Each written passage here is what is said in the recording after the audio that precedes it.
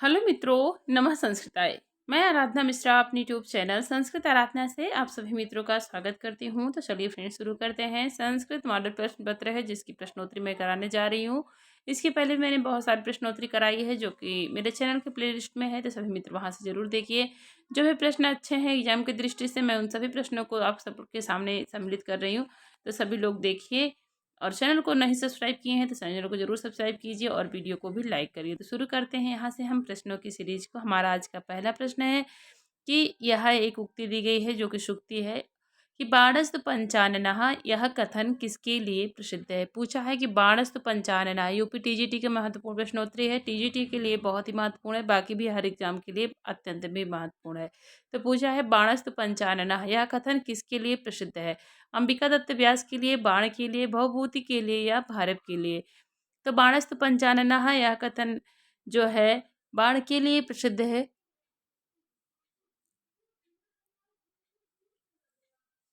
B उत्तर सही हो जाएगा। नेक्स्ट आगे है क्वेश्चन, तस्मिन् पर्वते आसीदेको महान कंदरः, यह वाक्य उद्धृत है। तो तस्मिन् पर्वते आसीदेको महान कंदरः, यह वाक्य किस ग्रंथ से उद्धृत है। शुक्नाश्रोपदेश से, शिवराज विजय से, मेघदूतम से या उत्तरामचरितम से। तो उत्तर बी हो जाएगा। आसीदेको, तस्मिन् पर्वते आसीदेको महान कंदरः, कि उस पर्वत पर एक महान विशाल कंदर मतलब गुफा है। यह उक्ति जो है शिवराज विजय से आई है। और उस सिकंदरा से कौन आ रहे हैं, योगीराज, जो कि वहाँ समाधि लगाए हुए थे। तो वही योगीराज वहाँ से उतर रहे हैं उस पर्वत शिखर से।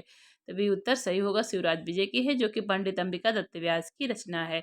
नेक्स्ट क्वेश्चन आगे देख लेते हैं।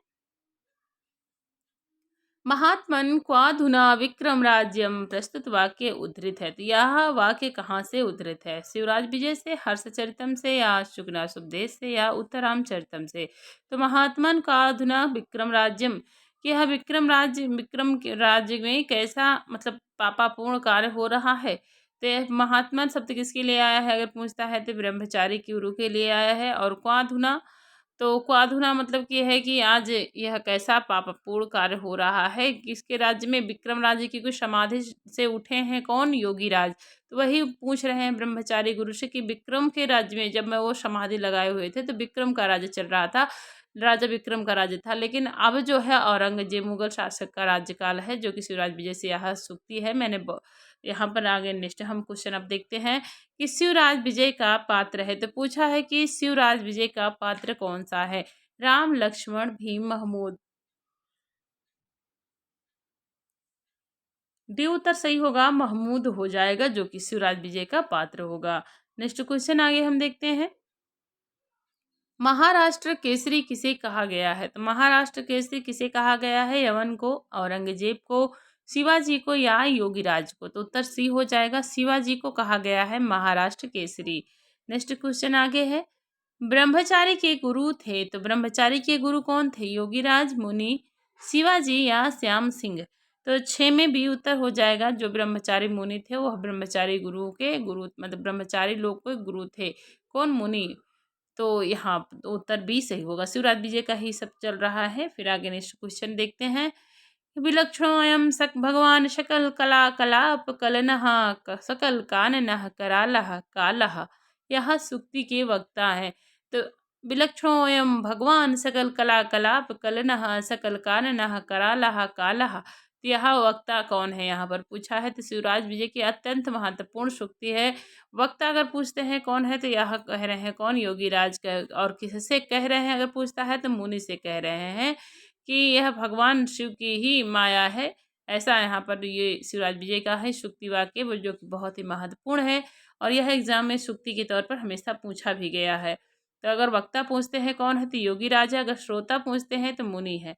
नेक्स्ट आगे है क्वेश्चन, भवादृशहि न ज्ञायते काले वेगा, यह कथन किसका है। योगीराज, गौर सिंह, शिवाजी या ब्रह्मचारी गुरु।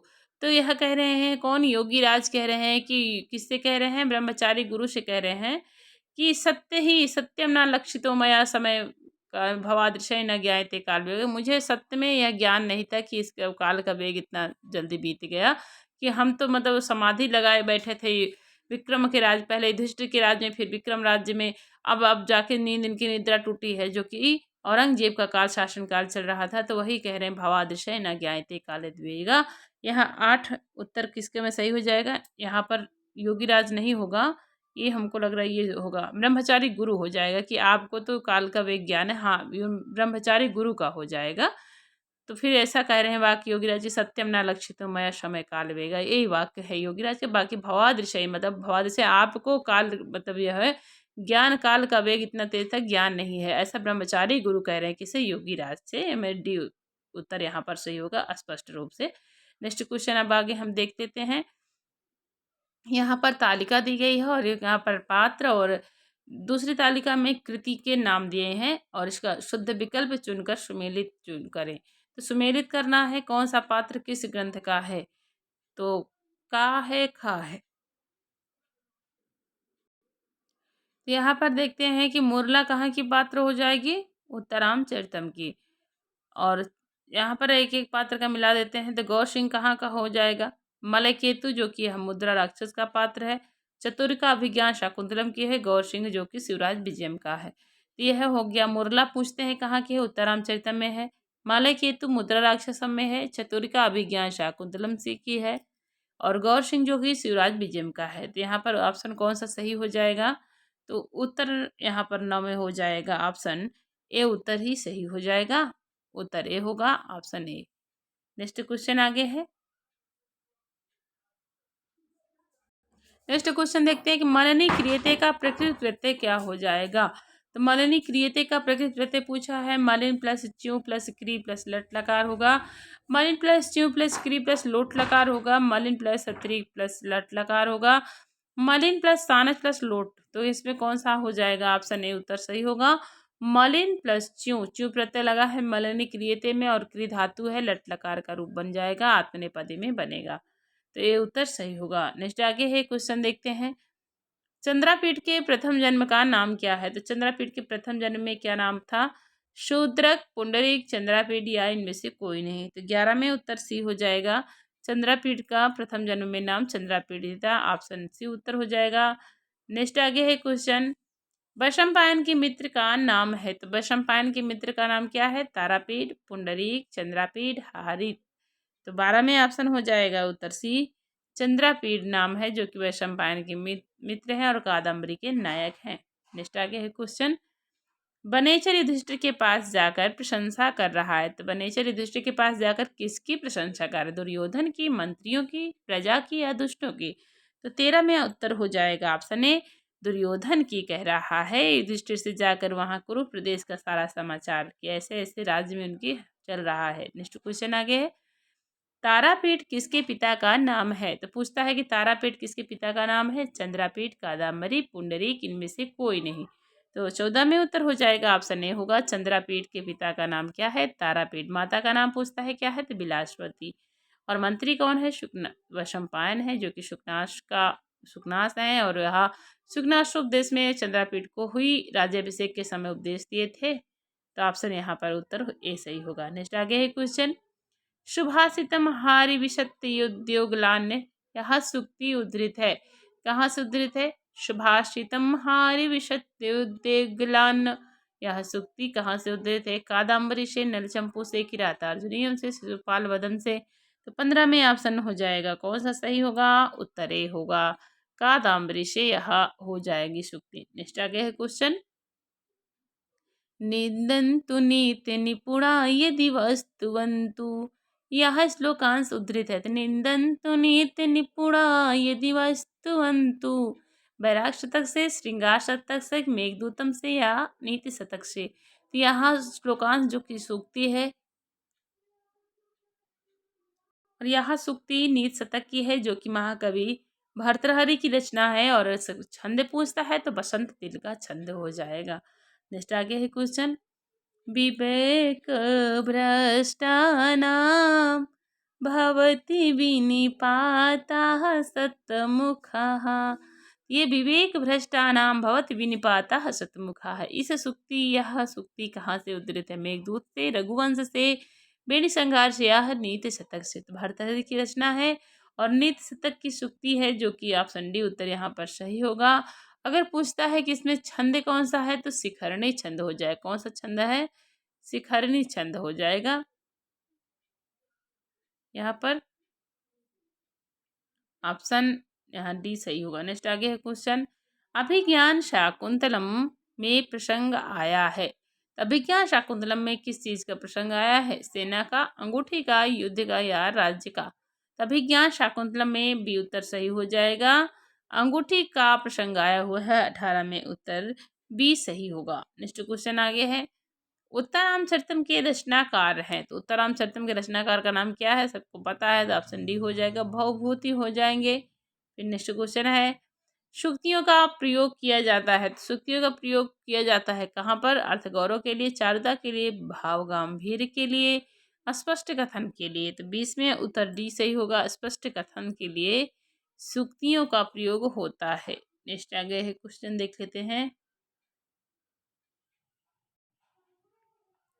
निम्नांकित जो है रिक्त स्थान की पूर्ति के लिए कौन सा विकल्प उपयुक्त है? तो यहाँ नेक्स्ट क्वेश्चन में क्या हो जाएगा, जो रिक्त स्थान की पूर्ति इसको पूरा करना है, कुसुम सरसर प्रहार जर्जरते हृदय जलम्यु गलित उपदिष्टम, इसमें कौन सा शब्द पूरा हो जाएगा? यह वाक्य, जर्जरते ही हृदय जलम्यु, जर्जरते ही हृदय जलम्यु गलित उपदिष्टम या जर्जरते ही गलित उपदिष्टम। यहाँ कौन सा यहाँ पर जो है या इस वाक्य को पूरा करना है, कौन सा वाक्य यहाँ पर सही हो जाएगा? तो 21 में हो जाएगा, ऑप्शन सी उत्तर हो जाएगा। यह कहाँ की शुक्ति है? तो शुकनाशुक देश की शुक्ति है। कुसुम सर सर प्रहार जर्जरते ही हृदय जलम्यु गलित उपदिष्टम। यहाँ जो शुकनाशुक देश की शुक्ति है बहुत महत्वपूर्ण है और इसका खाली स्थान भरना था, तो ऑप्शन यहाँ पर ये सी उत्तर सही होगा। नेक्स्ट आगे है क्वेश्चन देखते हैं, संस्कृत शिक्षण के लिए आवश्यक है, तो संस्कृत शिक्षण के लिए क्या आवश्यक है? संस्कृत बोलकर पढ़ाना चाहिए, संस्कृत लिखकर पढ़ानी चाहिए, गद्य पद्य कथा साहित्य संवाद नाटक के अर्थ ग्रहण करने में पढ़ने का अभ्यास कराना चाहिए, या इनमें से कोई आवश्यक नहीं है? तो 22 में उत्तर हो जाएगा कौन सा? उत्तर बी हो जाएगा, संस्कृत लिखकर पढ़ानी चाहिए। मतलब ऐसा नहीं है कि ऐसे मुंह से बोल दो, क्योंकि उसमें विसर्ग होता है, हलंत होता है, वो सारी चीज़ गड़बड़ा हो जाएगी ना। तो संस्कृत जो क्या होता है, लिख कर पढ़ानी चाहिए। जैसे मैथ आप बिना लगाए सॉल्व किए ब्लैक बोर्ड में नहीं कुछ कर सकते, उसी तरह ये संस्कृत भी है। नेक्स्ट आगे है क्वेश्चन, बुद्धचरित का रचयिता है, तो बुद्धचरित के रचनाकार का नाम क्या है? बुद्धघोष, आशुघोष, बुद्धदत्त या कालिदास? तो 22 में ऑप्शन हो जाएगा यहाँ पर, ऑप्शन डी हो जाएगा। बुद्धचरितम के रचनाकार का नाम क्या है? तो अश्वघोष हो जाएंगे। नेक्स्ट आगे है क्वेश्चन, मंदार मंजरी के लेखक हैं, तो मंदार मंजरी के लेखक का नाम क्या है? विश्वेश्वर पांडे, आचार्य विश्वेश्वर, आचार्य विश्वनाथ, धनपाल। तो यहाँ पर ऑप्शन 23 में कौन सा उत्तर सही हो जाएगा? तो उत्तर हो जाएगा विश्वेश्वर पांडे। मंदार मंजरी के लेखक कौन है? विश्वेश्वर पांडे हैं। नेक्स्ट क्वेश्चन आगे है, शतक त्रय के रचनाकार कौन है? तो शतक त्रय के रचनाकार कौन है, या रचयिता कौन है, या लेखक कौन है? तो अमरुक शतक, भर्तृहरि, माघ, कालिदास। तो शतक त्रय के लेखक पूछा है तो कौन है? ऑप्शन यहाँ पर सही हो जाएगा बी उत्तर सही हो जाएगा, भर्तृहरि हो जाएंगे, जिन्होंने 3 ग्रंथों की रचना की है, श्रृंगार शतक, नीति शतक और वैराग्य शतक। नेक्स्ट आगे है क्वेश्चन, साथ में इनका व्याकरण ग्रंथ भी है, वाक्य पदीयम। नेक्स्ट क्वेश्चन आगे देखते हैं कि गीत काव्य की श्रेणी में कौन नहीं आता है? तो यह गीत काव्य की श्रेणी में कौन नहीं आता है? ऋतु संहार, रघुवंश, गीत गोविंद, भामिनी विलास। तो यहाँ पर कौन सा नहीं आता जो कि गीत काव्य की श्रेणी में? तो ऑप्शन यहाँ पर सी हो जाएगा, रघुवंश नहीं आता है, सी उत्तर सही हो जाएगा। आगे नेक्स्ट है क्वेश्चन, सालमली सालमली वृक्ष का वर्णन किस गद्य काव्य में है? तो यहाँ पर नेक्स्ट क्वेश्चन पूछा है कि सालमली वृक्ष का वर्णन जो है यह किस गद्य काव्य में मिलता है? सचरितम में, दशकुमार चरितम में, कादम्बरी में या वासुदत्ता में? तो सी उत्तर सही होगा, कादम्बरी में मिलता है। नेक्स्ट आगे है क्वेश्चन, विश्वनाथ ने इनके काव्य लक्षण का खंडन किया है, तो विश्वनाथ ने किसके काव्य लक्षण का खंडन किया है? भामह के, कुंतक के, वामन के या मम्मट के? तो 27 में ऑप्शन कौन सा सही हो जाएगा? उत्तर ए हो जाएगा, भामह के काव्य लक्षण का खंडन किया है किसने? विश्वनाथ ने। नेक्स्ट आगे है क्वेश्चन, नाटक की संधियों की संख्या है, जो नाटक की संधियां हैं उनकी संख्या कितनी है?